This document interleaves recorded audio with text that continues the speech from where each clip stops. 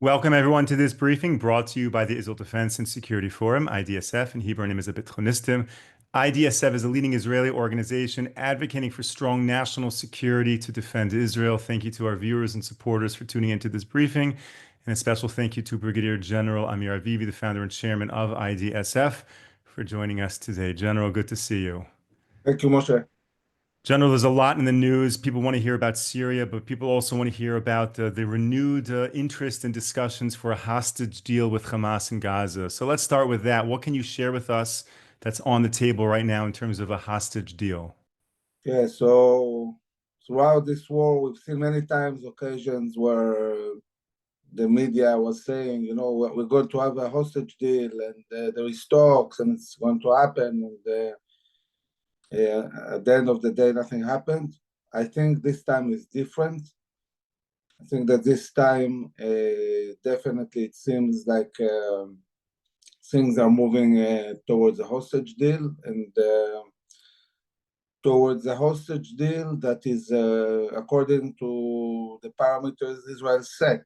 From the very beginning, we said we can do a deal that is a deal that doesn't create a reality where one of the goal of wars is not achieved. Meaning we are not going to stop the war to do a deal. And it seems that at this point, Hamas is agreeing to it, playing around with the language, but at the end of the day, we understand that there is probably going to be a deal without Israel completely stopping the war. I think that this reality is happening due to many things that are happening. One is that basically what happened in Lebanon, the fact that Hezbollah was defeated and they detached from Hamas and didn't continue supporting Hamas. This left Hamas completely alone. We see now what's going on in Syria. We'll talk about it afterwards, but it's also, of course, affecting because it's one more step in bringing down the Shia axis that has initiated this war, and it makes Hamas even more alone.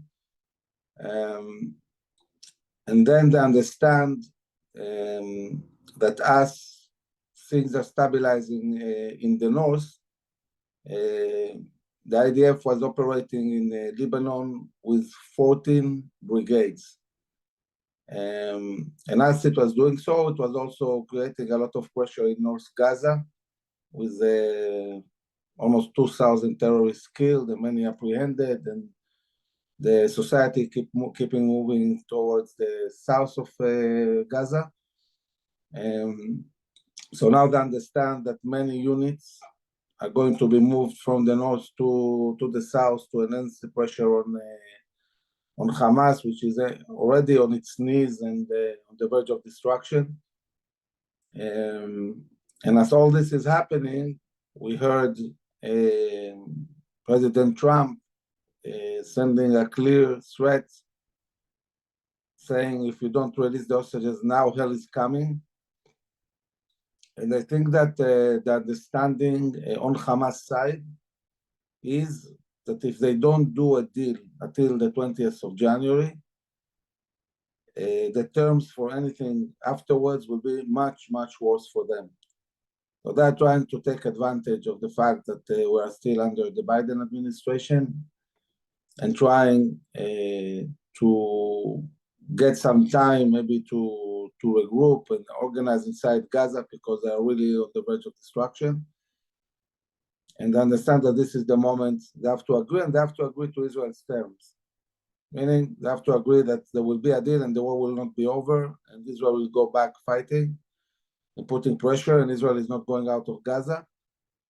So exactly how it will look, we'll see, because everything now is behind the scenes, and we're mostly hearing about announcement that there will probably be an agreement, but not exactly what's going to happen. But again, we understand one thing: this is not a surrender. We're not going to stop the war. All goals of war are going to be achieved in Gaza, but also we're going to release hostages, hopefully at the end of the day, all of them. So this is at the moment what's happening in Gaza, as Israel is all the time putting pressure and killing more and more terrorists in Gaza, and taking over all areas that are cleaned up completely from terrorists and Palestinian citizens. General, let me ask you, in terms of trying to understand or figure out what Hamas's interests would be in striking a deal, do you think it comes down to them attempting to retain some level of control, military or governmental, in Gaza? Or does it come down to individual members of Hamas trying to strike a deal to save their own lives? I think it's a combination. It's a combination of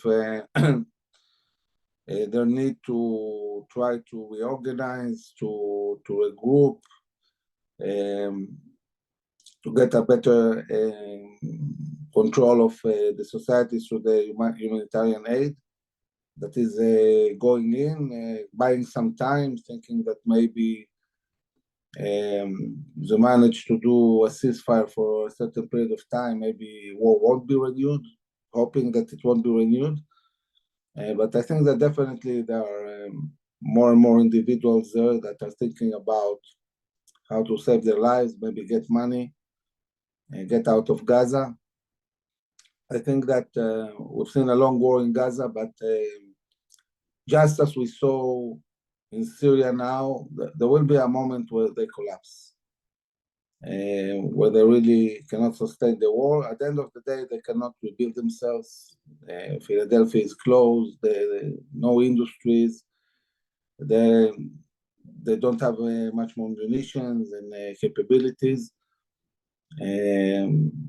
Because they are hunted, they are tired, and this creates pressure. The deal obviously will include releasing also Palestinian prisoners to Gaza. This is part of the deal.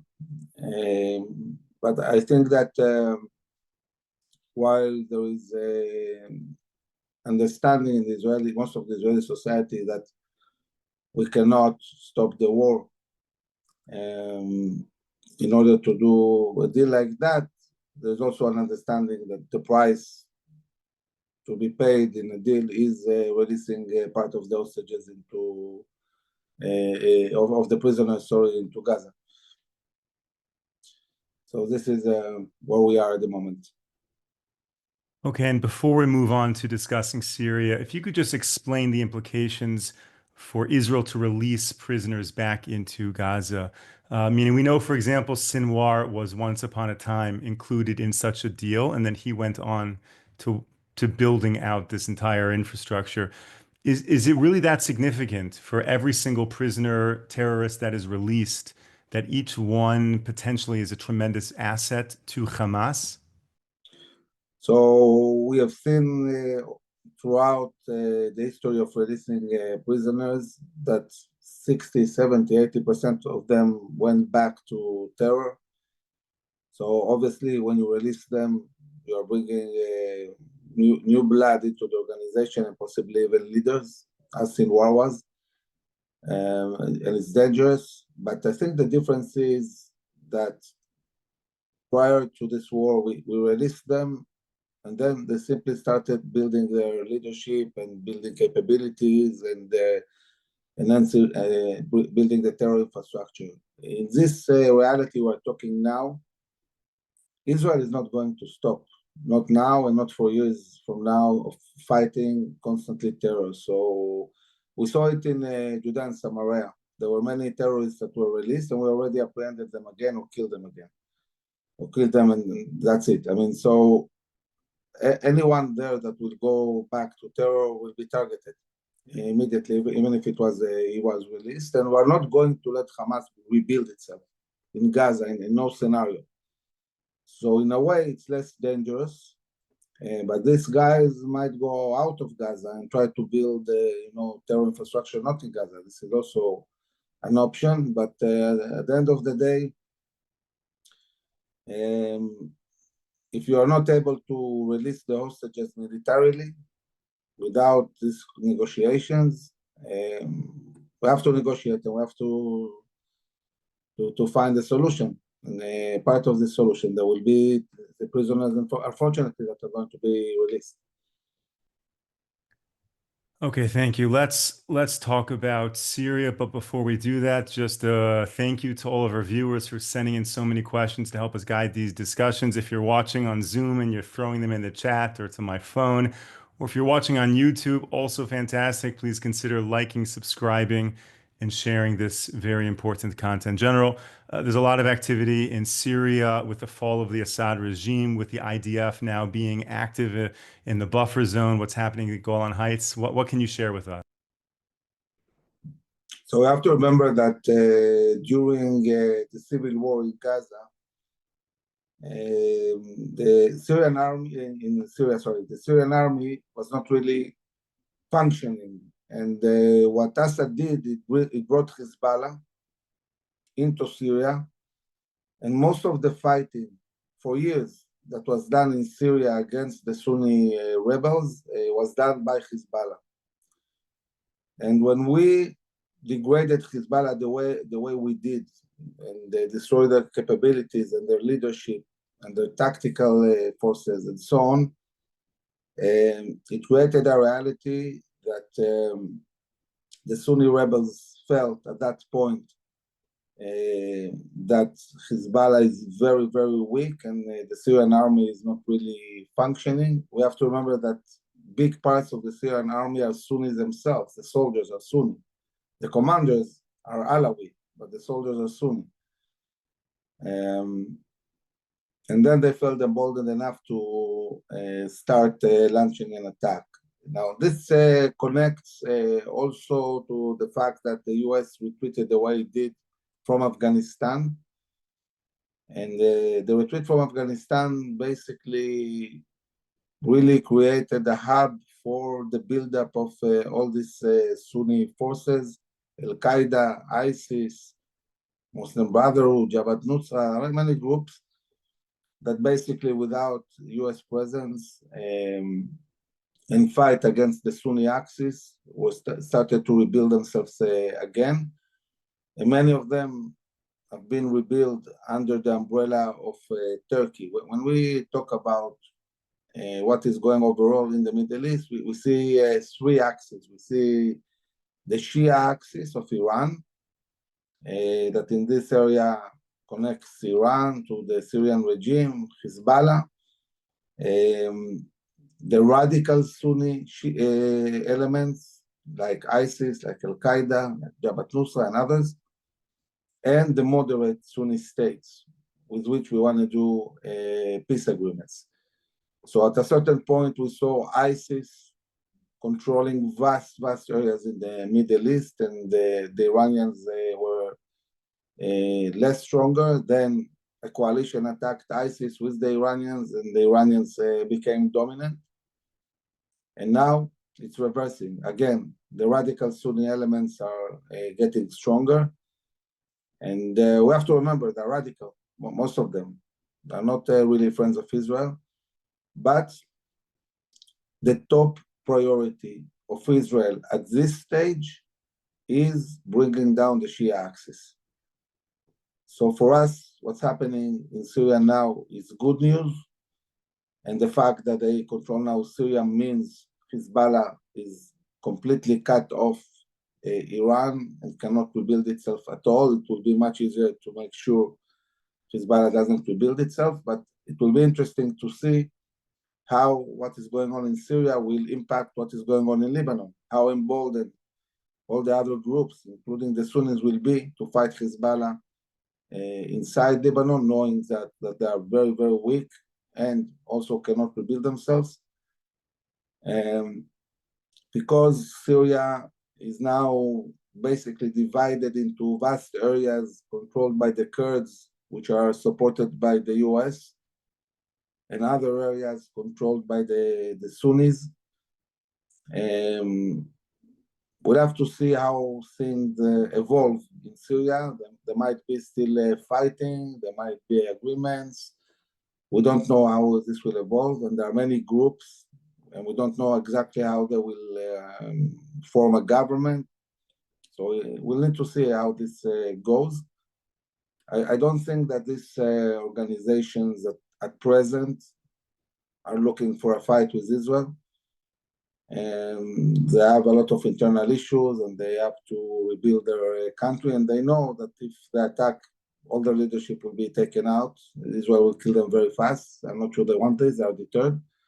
But we're not taking chances, and this is why Israel went into Syria in areas that enable us to control in a way that secures the Golan Heights and the Hermon.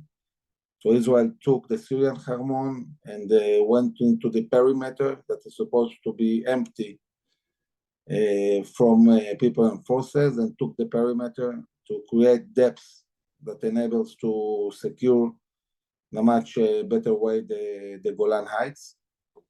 And as we are dealing with possible ceasefire in Gaza and the return of hostages, the whole buildup of force in the IDF is moving towards dealing with Iran. This is the number one issue.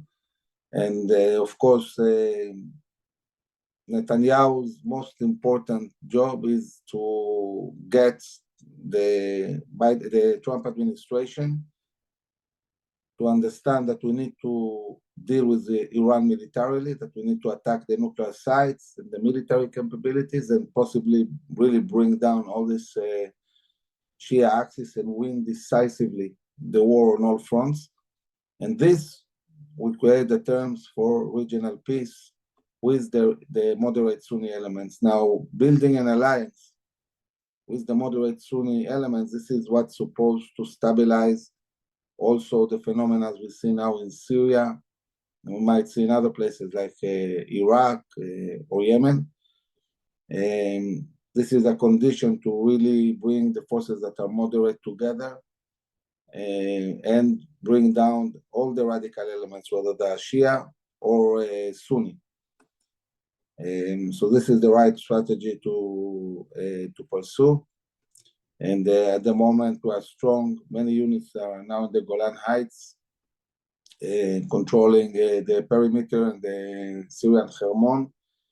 We have units in Lebanon that are still dealing with destroying Hezbollah positions and seizing weapons and other things. I think that what's happening in Syria is giving us much more freedom, even under the ceasefire in Lebanon, to continue degrading Hezbollah. And we have our forces in Gaza constantly continuing to fight.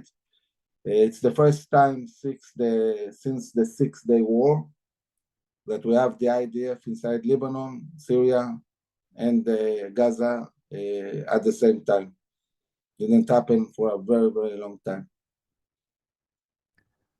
Wow. Okay. So let me ask you a question. You're saying that the downfall of the Assad regime is good for Israel in the sense that it weakens Hezbollah, disconnects Lebanon from Iran.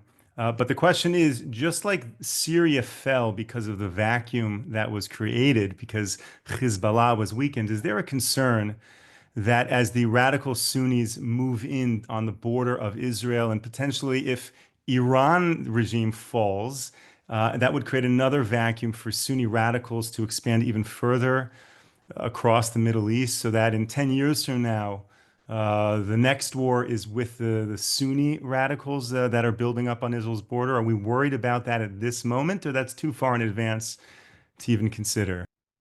No, it's definitely a concern. It's definitely a concern, and that's why we have all these forces in the Golan Heights.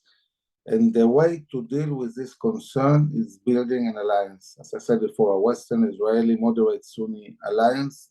This is what is needed to counter both axes, the radical Sunnis and the Shia axis. So it's only when we come all together to deal with these two threats that we will be able to stabilize the Middle East for the long term. And I can say that if you ask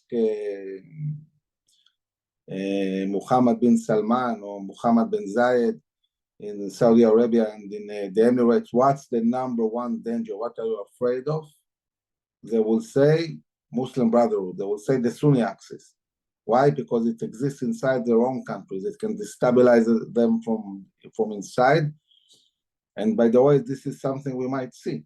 We might see us in the Arab Spring, Arab countries that are predominantly Sunni that are starting to be challenged inside the state itself, destabilized.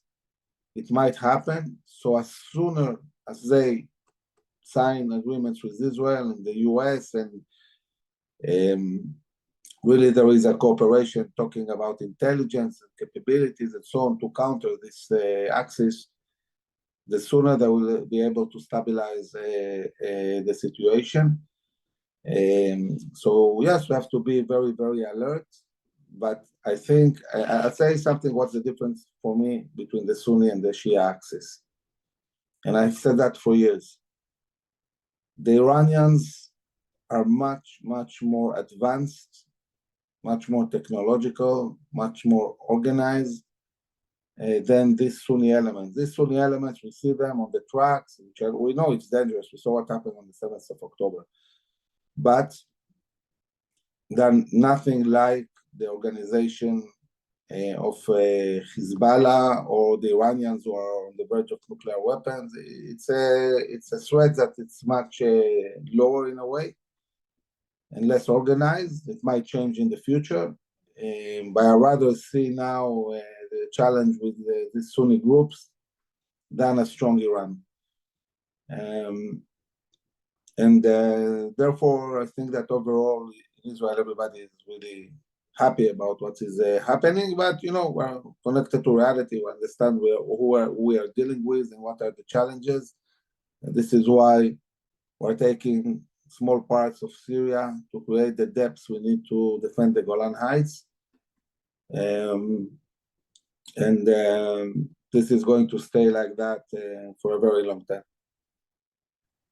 Brigadier General Amir Aviv, thank you for sharing all of this. Thank you to all of our viewers and all of our supporters for sending in your questions. There are so many questions. We didn't get all today, but stay tuned tomorrow and the day after. We're going to be really deep diving into this whole issue of Syria. So our next briefing will be tomorrow, 10 a.m. Eastern Time, 5 p.m. here in Israel. Until then, stay safe, stay strong.